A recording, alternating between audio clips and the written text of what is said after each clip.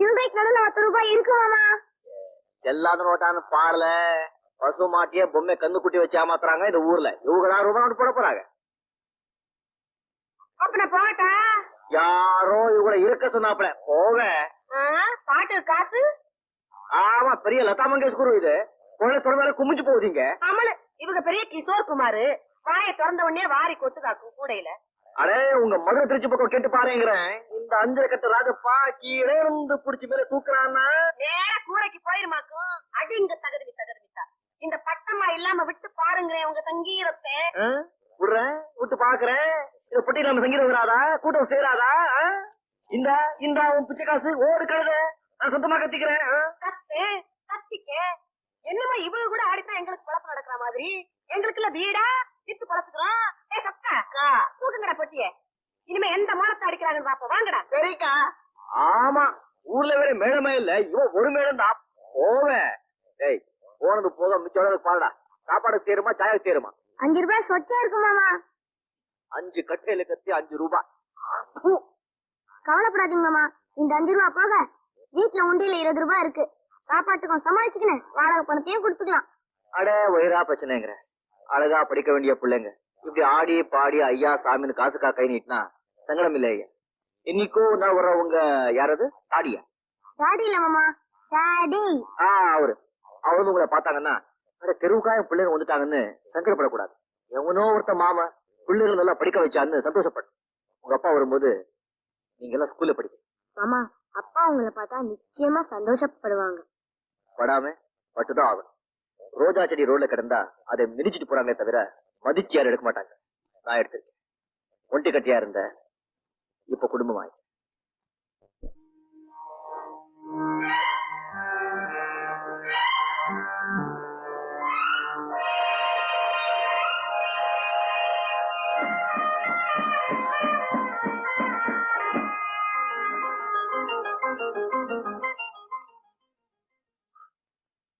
அது சரி, இல்ல செட்டு போயிட்டாரு என்ஜினியர் சொல்றீங்க. நீங்க ஒரு பெரிய போலீஸ் அதிகாரி. போனவன் கடைய போலீஸ் அவுட்டு விட வேண்டியதானே? அவனை பத்தி உங்ககிட்டதான் பேசியாங்க ராஜப்பா. என்கிட்டயா? என்னடா வம்பா போச்சு. பாடையில போனவன் பத்தி பாடுறவங்க கிட்ட என்ன பேச? எனக்கும் அவனுக்கு என்ன உறவா, சிநேகிதமா, இல்ல உடம்பு போனதவன்? ராஜப்பா உறவு இல்லாட்டாலும் உனக்கு அவனுக்கு ஒரு பெரிய ஒற்றுமையே இருக்கு. இத பாரு பில்லாவோட போட்டோ.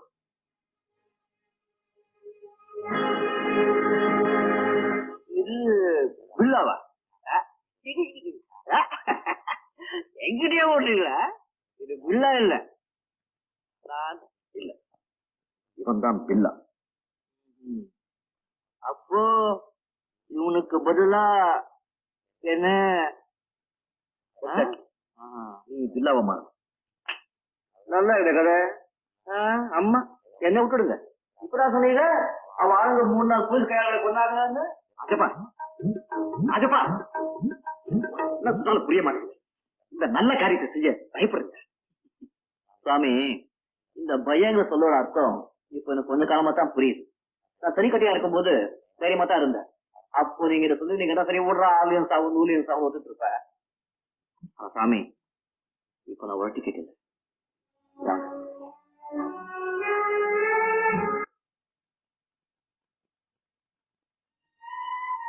பாத்தீங்களா சார், நான் இருக்கேங்கிற நம்பிக்கையில எப்படி நிம்மதியா தூங்கினேன்.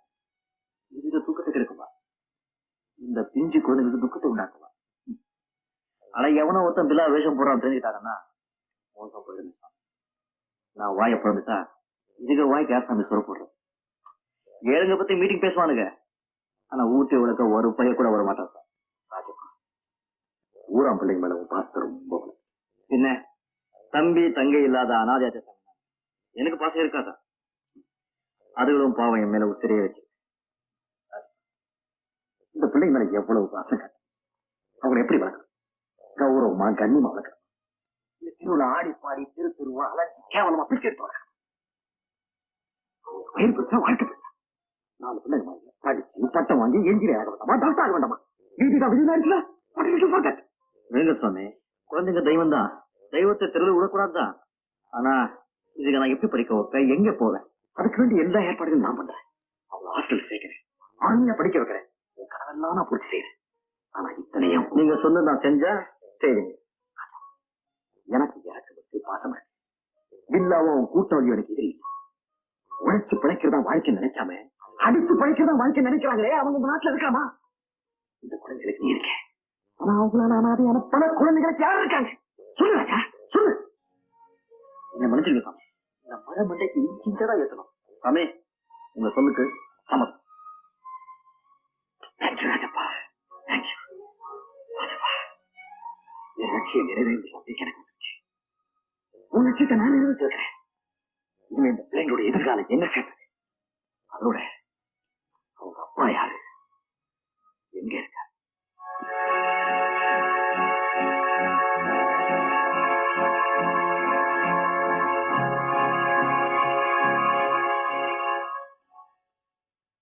ஜெகநாத், நீ விடுதலையாகி வெளியே போ. இன்னும் ஒரே ஒரு மாசம் தான் இருக்கு. அதுக்குள்ள ஏன் இவ்வளவு வருத்தப்படுற? வெளியே போனதும் நீ காணாம போன குழந்தைங்க கண்டிப்பா உனக்கு கிடைச்சிடுவாங்க. சரி ஜெய்ஜே, இவ்வளவு நல்ல மனுஷன் நீ, உனக்கு ஏன் இந்த நிலைமை வந்தது? ஒரு சதிகார கும்பல்ல நானும் ஒருத்தனா இருந்தேன். கூட்ட உடைக்கிறது தான் என்னுடைய தொழில். அது தப்புன்னு உணர்ந்து என்னுடைய பழைய தொழிலான சர்க்கஸ் கம்பெனிலேயே போய் சேர்ந்தேன்.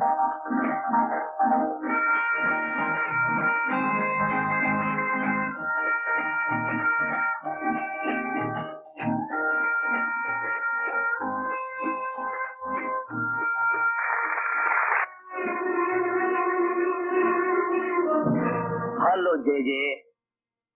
ஹலோ, வா வண்டியில உட்காரு. நோ தேங்க்ஸ் ரஞ்சித், நான் வேலை பாதியில போயிட்டு இருக்கேன். ஜே அதனால தான் கார்ல போனவன் இப்ப தெருவுல போய்கிட்டு இருக்க. That's all right, J. ரெண்டு பேரும் திசை மாறி போனாலும் பழைய சிநேகிதத்துக்காக என் கூட கொஞ்சம் தூரம் வரலாம் இல்லையா? வா, உன்னை விட்டுறேன். கேட்டீங்க?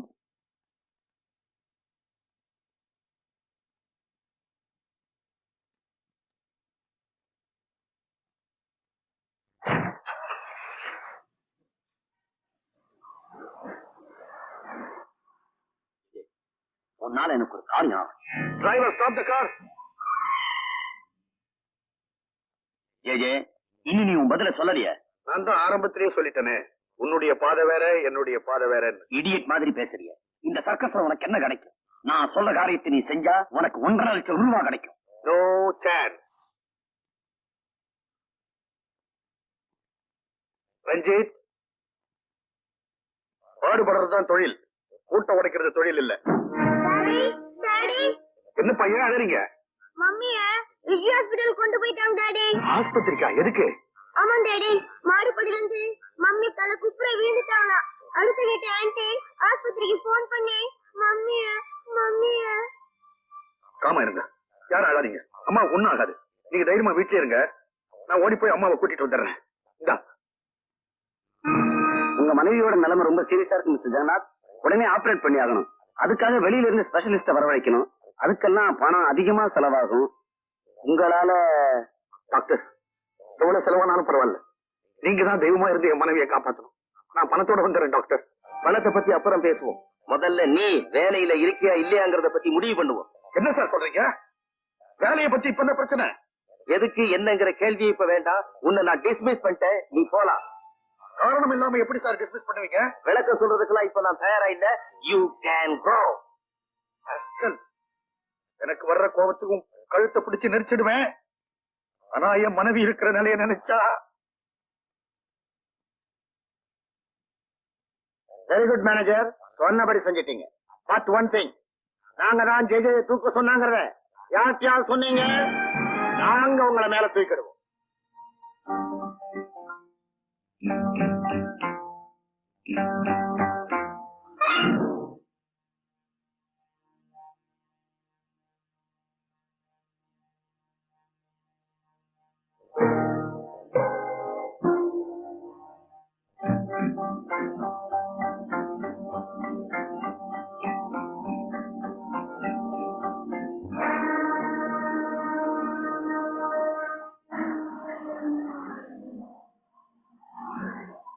ரத்தன்லால் மில்ஸோட வேன் இந்த ரோடு வழியா தான் போகும்.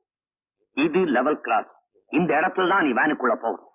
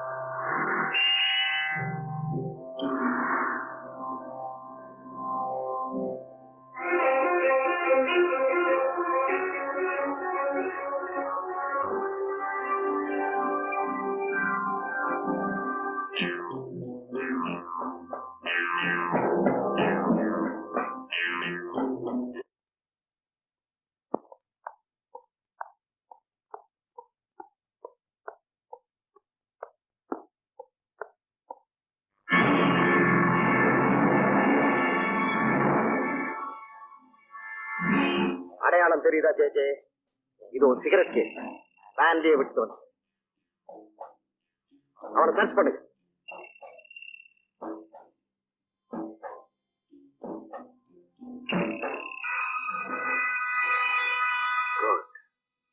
டிஎஸ்பி சார், நான் தெரிந்தது தப்புதான். சட்டப்படி நீங்க என்ன செய்யணுமோ செய்யலாம். அதுக்கு முன்ன உயிரோட போராடிக்கிட்டு இருக்கிற என் மனைவிக்கு இந்த பணம் தேவைப்படுது. தயவு செய்து இதை மட்டும் கொடுத்துருங்க சார். சாரி ஜே, இது திருட்டு சொத்து. டிஎஸ்பி சார், என்ன கைது செய்யுங்க, ஜெயில போடுங்க, என்ன தண்டனை வேணுமானாலும் வாங்கி கொடுங்க. ஆனா ப்ளீஸ் இந்த பணத்தை மட்டும். சாரி ஜே, என்னால எந்த உதவியும் உனக்கு செய்ய முடியாது. கூட்டிட்டு போங்க.